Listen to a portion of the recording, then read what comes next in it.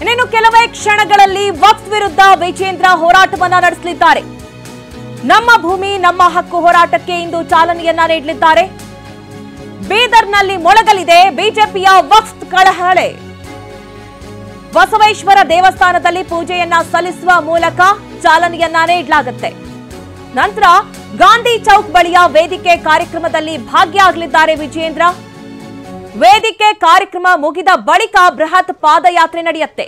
ವಕ್ಫ್ ಕಚೇರಿಗೆ ಮುತ್ತಿಗೆಗೆ ಈಗಾಗಲೇ 10,000 ಜನ ಭಾಗಿಯಾಗುವಂತಹ ಸಾಧ್ಯತೆಗಳು ಕಂಡು ಬರ್ತಾ ಇದೆ. ಮತ್ತೊಮ್ಮೆ 3 ತಂಡಗಳಾಗಿ ಅಖಾಡಕ್ಕಿಳಿಯಲಿದೆ ಬಿಜೆಪಿ.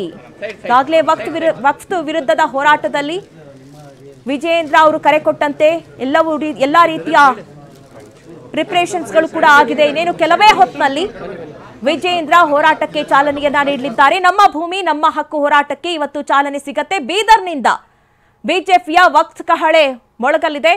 ಬಸವೇಶ್ವರ ದೇವಸ್ಥಾನದಲ್ಲಿ ಮೊದಲಿಗೆ ಪೂಜೆಯನ್ನ ಸಲ್ಲಿಸಲಾಗುತ್ತೆ. ನಂತರ ಈ ಒಂದು ಹೋರಾಟಕ್ಕೆ ಚಾಲನೆಯನ್ನ ನೀಡಲಾಗುತ್ತೆ. ಗಾಂಧಿ ಚೌಕ್ ಬಳಿಯ ವೇದಿಕೆ ಕಾರ್ಯಕ್ರಮದಲ್ಲೂ ಕೂಡ ಭಾಗಿಯಾಗ್ತಾರೆ. ವೇದಿಕೆ ಕಾರ್ಯಕ್ರಮ ಮುಗಿದ ನಂತರ ಬೃಹತ್ ಪಾದಯಾತ್ರೆಯನ್ನ ಕೈಗೊಳ್ಳೋದಕ್ಕೆ ಎಲ್ಲಾ ರೀತಿಯ ಸಿದ್ಧತೆಗಳು ನಡೆದಿದೆ. ಜೊತೆಗೆ ವಕ್ಫ್ ಕಚೇರಿಗೆ ಮುತ್ತಿಗೆ ಹಾಕುವ ಎಲ್ಲಾ ರೀತಿಯ ಒಂದಷ್ಟು ಪ್ಲಾನ್ಸ್ಗಳು ಕೂಡ ರೆಡಿ ಆಗಿರುವಂತದ್ದು. ಈ ಒಂದು ಪಾದಯಾತ್ರೆಯಲ್ಲಿ 10,000 ಜನ ಭಾಗಿಯಾಗುವಂತಹ ಸಾಧ್ಯತೆಗಳು ಕಂಡು ಬರ್ತಾ ಇದೆ. ಈಗಾಗಲೇ ಬಿಜೆಪಿಯಲ್ಲಿ ನಾವು ಗಮನಿಸಿರೋ ಹಾಗೆ 3 ತಂಡಗಳಾಗಿ ಭಾಗವಾಗಿದೆ. ಒಂದು ಕಡೆ ವಿಜೇಂದ್ರ ಬಣ, ಇನ್ನೊಂದು ಕಡೆ ಯತ್ನಾಳ್ ಅವರ ಬಣ, ಇನ್ನೊಂದು ಕಡೆ ತಟಸ್ಥ ಬಣ ಅನ್ನುವಂತಹ ರೀತಿಯಲ್ಲಿ ಕಂಡು ಬರ್ತಾ ಇದೆ. ಈಗಾಗಲೇ ಯತ್ನಾಳ್ ಅವರು ಈ ರೀತಿಯ ಹೋರಾಟಕ್ಕೆ ಮುಂದಾಗಿದ್ರು. ರಾಜ್ಯಾಧ್ಯಕ್ಷರು ಯಾವುದೇ ರೀತಿ ಮುಂದಾಗ್ತಾ ಇಲ್ಲ ಹೋರಾಟಕ್ಕೆ ಅನ್ನುವಂತಹ ಮಾತುಗಳನ್ನು ಕೂಡ ಹೇಳ್ತಾ ಇದ್ರು. ಈಗ ವಿಜೇಂದ್ರ ಅವರು ಕೂಡ ಅಖಾಡಕ್ಕೆ ಇಳಿದಿದ್ದಾರೆ. ವಕ್ಫ್ ಹೋರಾಟಕ್ಕೆ ಮುಂದಾಗಿದ್ದಾರೆ.